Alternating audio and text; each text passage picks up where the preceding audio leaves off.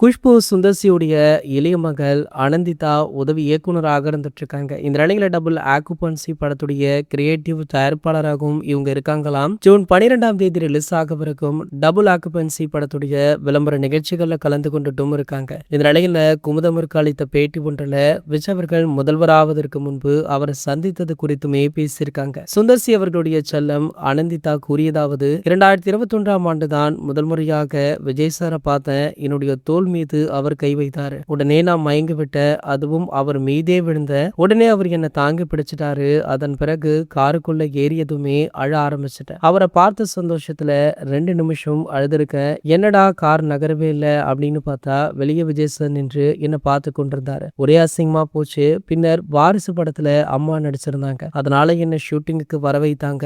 6 மாதத்திற்கு முன்பு விஜய் அவர்களை பார்த்தபோது அழுது வானத்தை வாங்கின, மறுபடியுமே அழுதுடாத அப்படின்னு சொல்லி தான் கூட்டிட்டு போயிருக்காங்களா. இந்த முறையெல்லாம் நான் அழவே மாட்டேன், பார்க்கத்தானே போறீங்க அப்படின்னு சொல்லி கெத்தாக டைலாக் எல்லாம் விட்டுருக்காங்க. ஆனா ஷூட்டிங்ல விஜய் சாரை பார்த்ததுமே ஊன் அழ ஆரம்பிச்சுட்டாங்களாம். ரொம்ப சந்தோஷமாக இருந்தாலோ ரொம்ப கோபமாக இருந்தாலோ தான் அழுது விடுவேன் அப்படின்ற விஷயத்த அந்த இன்டர்வியூல பேசியிருக்காங்க. சோ இவங்க தளபதி விஜய் அவர்களை பற்றி பேசிய இந்த வீடியோ தற்போது சோசியல் மீடியாக்கள்ல படு வைரலுமே ஆகிட்டு இருக்கு. இது போன்ற செய்திகளை பத்தி நீங்க உடனே தெரிஞ்சுக்க நம்மளுடைய சேனலை மறக்காம சப்ஸ்கிரைப் பண்ணிக்கோங்க.